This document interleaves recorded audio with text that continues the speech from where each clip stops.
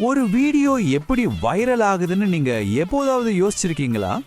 அது சும்மா அதிர்ஷ்டத்துல நடக்கிற விஷயமா? இல்லவே இல்ல. பல நேரங்கள்ல அதுக்கு பின்னாடி ஒரு பக்காவான பிளான் இருக்கும். ஜெயிக்கிறதுக்காகவே ரொம்ப கவனமா செதுக்கப்பட்ட ஒரு விஷயம். வாங்க இன்னைக்கு அப்படி ஒரு வைரல் வீடியோக்கு பின்னாடி இருக்கிற அந்த ப்ளூ பிரிண்ட்டை நம்ம டீகன்ஸ்ட்ரக்ட் பண்ணி பார்க்கலாம். இந்த வரிகளை கேட்ட உடனே அட என்ன கதை இதுன்னு தெரிஞ்சிக்க ஒரு ஆர்வம் வருது இல்லையா? இதுக்கு பேரு தான் இமோஷனல் ஹுக். ஒரு பார்வையாளரை டக்குன்னு கதைக்குள்ள இழுத்துட்டு வர்ற ஒரு தூண்டில்னு சொல்லலாம். ஆனா நம்மளோட உண்மையான நோக்கம் இது இல்லை. அதை நாங்க சொல்றதுக்கு முன்னாடி முதல்ல உங்களை எப்படி தான் உள்ளே கொண்டு வரணும். சரி, அந்த கதை இருக்கட்டும். இப்போ அந்த கதைக்கு பின்னாடி இருக்கிற ஸ்ட்ராட்டஜிக்குள்ள போவோம்.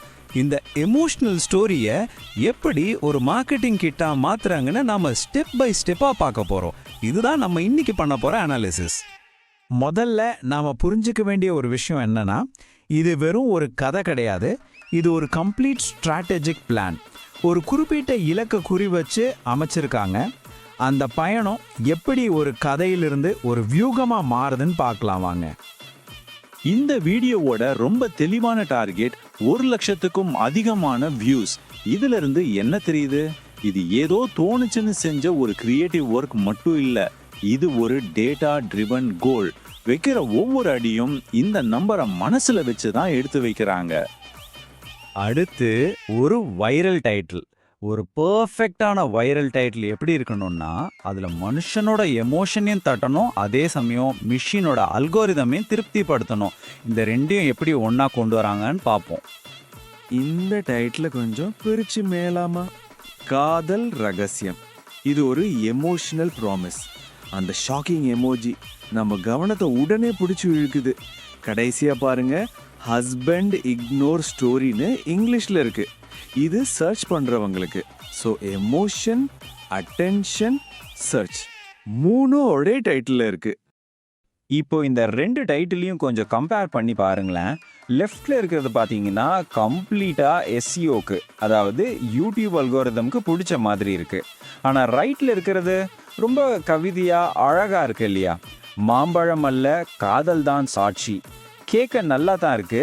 ஆனால் பிரச்சனை என்னன்னா, இதை யாரும் யூடியூப்ல தேட மாட்டாங்க. ஸோ முதல் டைட்டில் தான் வீடியோ நிறைய பேர்கிட்ட கொண்டு போய் சேர்க்கும். அடுத்ததா டிஸ்கிரிப்ஷன். ஒரு வீடியோவோட டிஸ்கிரிப்ஷன்ங்கிறது சும்மா ஒரு கதை சுருக்கம் மட்டும் கிடையாதுங்க. அது ஒரு சேல்ஸ் பிட்ச் மாதிரி. பார்வையாளர்களோட கவனத்தை ஈர்த்து அவங்கள வீடியோ பார்க்க வைக்கிறதுக்கு ரொம்ப அழகாக கட்டமைக்கப்பட்ட ஒரு விஷயம். அது எப்படின்னு பார்க்கலாம். இந்த டிஸ்கிரிப்ஷன் எப்படி ஒரு ஃபனல் மாதிரி வேலை செய்யுதுன்னு பாருங்க. முதல்ல ஒரு கவிதையோட ஆரம்பிச்சு பிரச்சனை என்னன்னு சொல்லி அதுக்கான தீர்வையும் காட்டி, அப்புறம் நேரடியா உங்ககிட்டயே கேள்வி கேட்டு, கடைசியா கமெண்ட் பண்ணுங்க, ஷேர் பண்ணுங்கன்னு ஒரு கால் டு ஆக்ஷன் கொடுக்குது. இப்படி தான் ஒருத்தரை படிப்படியா இன்வால்வ் ஆக்க வைக்கிறாங்க. இப்போ சர்ச் லாங்குவேஜ்க்கு வருவோம். அதாவது கீவேர்ட்ஸ் மற்றும் ஹேஷ்டேக்ஸ். இதெல்லாம் சும்மா ஆல்காரிதம்காக மட்டும் போடுறதில்ல. ஒரு குறிப்பிட்ட டார்கெட் ஆடியன்ஸ் என்ன மனநிலையில தேடுவாங்களோ அவங்களோட உணர்வுகளை கனெக்ட் பண்றதுக்காக ரொம்ப கவனமா செலக்ட் பண்றாங்க. இந்த டேபிள பாருங்க, இது ரொம்ப தெளிவா புரியும். ஹஸ்பண்ட் இக்னோர் வைஃப் தமிழ்னு ஒருத்தர் தேடுறாங்கன்னா அவங்க மனசுக்குள்ள என்ன வலி இருக்கும்னு இது காட்டுது. ஒவ்வொரு கீவேர்டும், ஒவ்வொரு ஹேஷ்டேகும் ஒரு குறிப்பிட்ட ஆடியன்ஸை அவங்களோட பிரச்சனையோட சேர்த்து டார்கெட் பண்ணுது. இதுதான் இந்த ஸ்ட்ராட்டஜியோட ஹார்ட். சரி, வீடியோ கண்ணில் பட்டுடுச்சு. அடுத்து என்ன? அந்த வீடியோவை கிளிக் பண்ண வைக்கணும். அதுக்கு இருக்கிற ஒரே ஆயுதம் தம்ப்நெயில் தான்.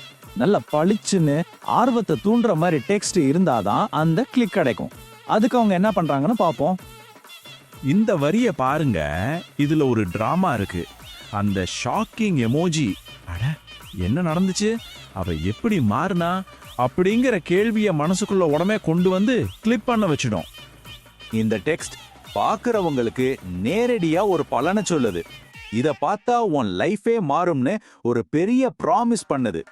இதை பார்க்கலனா நாம எதையோ மிஸ் பண்ணிடுவோமோங்கிற ஒரு ஃபீலை இது உருவாக்குது. இந்த மூணாவது ஆப்ஷன் ஸ்டோரியோட மையத்தில் இருக்கிற மர்மத்தை அப்படியே முன்னாடி வைக்குது.